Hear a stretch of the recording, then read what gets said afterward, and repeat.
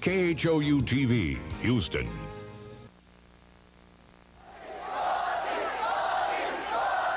Joyous Filipinos in unbridled celebration in the streets of their capital. Deposed President Marcos flew out of the country. Filipinos stormed the presidential palace to ransack, loot, destroy Marcos portraits, and raise their own banners. Good evening. This is the CBS Evening News. Dan Rather reporting tonight from San Antonio. Former President Marcos was taken from his palace this morning aboard American helicopters. He slept at a nearby U.S. air base, then was flown on with his family to Guam. CBS News has been told that he was taken to Guam aboard the plane on a stretcher. Marcos is said to be ill. A civilian government headed by Corazon Aquino and backed by influential military men is taking over in Manila. Bob Simon is there. A nation took to the streets tonight to celebrate its victory. The dictator had fallen, the people conquered his palace.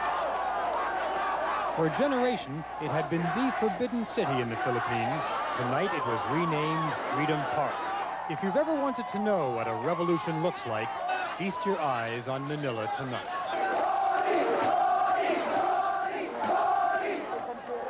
For a while this morning, Filipinos had two presidents. The last confrontation happened outside a television station. It was literally a battle for the airwaves. The swearing-in of Mrs. Aquino was broadcast several times. When Marcos took the oath, someone pulled the plug. His time had run out. His sponsors were gone. As troops loyal to Marcos filed out of the palace, they were embraced as converts by the gathering crowd. There was pandemonium as word spread that the dictator was gone. There was bloodshed, very little bloodshed. The day that started with two presidents and two sides ended with a coming together that mingled prayer and patriotism, which tonight were the same thing. They waved their flags, they kissed their flags. The Virgin Mary was everywhere. They tore down the barbed wires surrounding the palace and fashioned it into crowns of thorns. This could be as close as the 20th century has come to the storming of the Bastille. But what's remarkable is how little violence there's been. We Americans like to think we taught the Filipinos democracy. Well, tonight, they're teaching the world.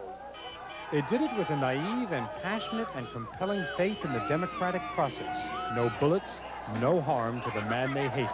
The stately portraits of the old regime were replaced late tonight by Hollywood-type posters of the new leaders. The New Philippines, starring Corazon Aquino, who tonight spoke with the voice of her nation.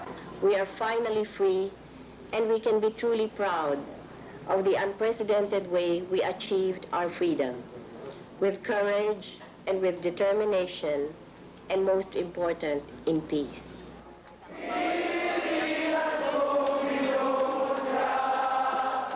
This is about as happy as people can get. This was the revolution that smiled.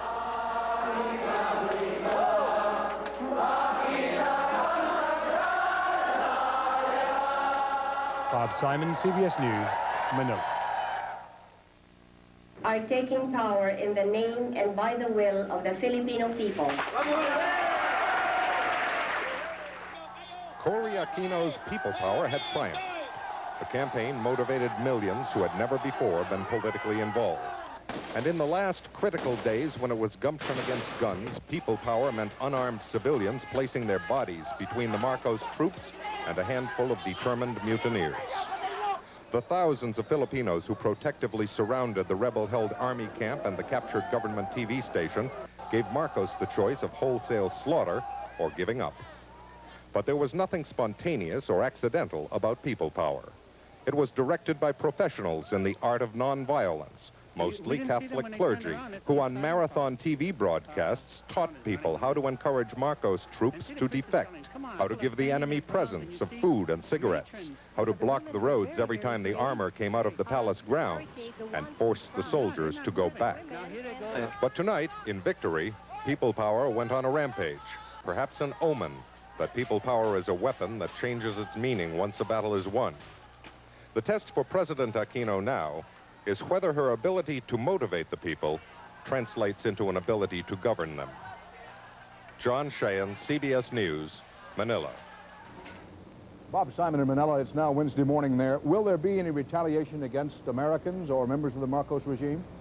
I wouldn't think there'll be any retaliation against Americans, Dan. There was a noticeable absence of any anti-American sentiment in the streets tonight. I think there are bound to be some recriminations that we had supported Marcos for so long and that we did, in fact, give him an escape hatch.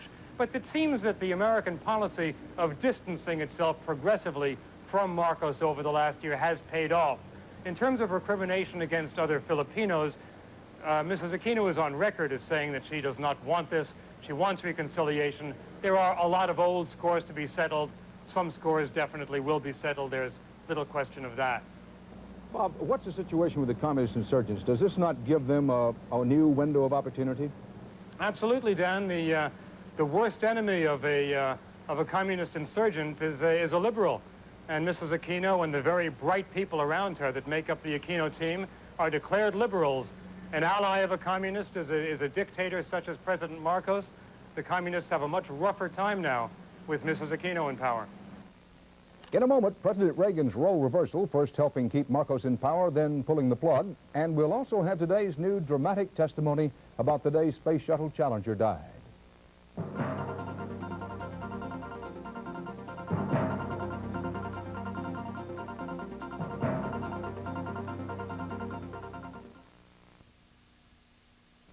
In the end, President Reagan had a role to play in helping force Ferdinand Marcos over the brink, out of office, and into exile. Leslie Stahl at the White House reports the Reagan administration wasted no time in recognizing Marcos' successor and offering her full U.S. cooperation. The President is pleased with the peaceful transition to a new government of the Philippines. The United States extends recognition to this new government, headed by President Aquino. The Reagan administration moved quickly to cement relations with the new power structure, praising Mrs. Aquino for choosing centrists for her new government and for coming to office without violence. This has not been something that the United States has done. This is something that the people of the Philippines have done. In fact, this was done with the help of a key Reagan friend, Paul Laxalt, someone Marcos trusts, whom Marcos telephoned yesterday afternoon. It was 3 a.m. in Manila. Marcos said he was afraid the palace would be stormed. He told Laxalt he didn't want to come to the United States and instead asked if he could share power with Mrs. Aquino. He was hanging on. He was looking for a life preserver. I sensed that he was a desperate man, clutching at straws, trying to work out something that would keep him somewhere in the power structure. Laxalt rushed to a White House meeting with President Reagan, who said power sharing would be undignified, but that we would like to guarantee to Marcos his peace, safety, and dignity. Laxalt called Marcos back with that message, but even after Marcos agreed to leave the palace, he was still asking to remain in the Philippines, to die in his own country. But officials say the Aquino people did not want him to stay. President Reagan was applauded for his delicate handling of the crisis. His leadership has been important, it has been significant, and it has been skillful, and deserves credit for it. U.S. officials say Marcos has had difficulty grasping the reality and gravity of his situation. They say he is very sick, and that once he lands in Guam, he will check into the U.S. Naval Hospital there. Leslie Stahl, CBS News, the White House. I talked late today with Senator Laxalt in Washington and asked him about his role for President Reagan in those apparently decisive phone conversations yesterday with Marcos. He asked me whether or not it was the president's wish that he step down. I indicated that I could not speak for the president, but the president certainly would not intervene in Filipino affairs and request that he step down. Then he asked me the $64,000 question. He says, I understand that, but how do you feel about it? And that came literally as a bombshell because it was a gut question. And I indicated then, Mr. President, I hate to tell you this, but as far as I'm concerned, I think that you should make it a clean cut, and move on. Then there was the strangest thing. There was this tremendous pause for what to me was almost an interminable length of time, probably a minute or so. And I finally said, Mr. President, can you hear me? And he finally responded weakly and said, yes, Senator, I do hear you. I am so very, very disappointed. And that was the end of the conversation. Yes, and that was it was really a sad time, and I sensed then that he was finally accepting reality, and while I had no solid assurance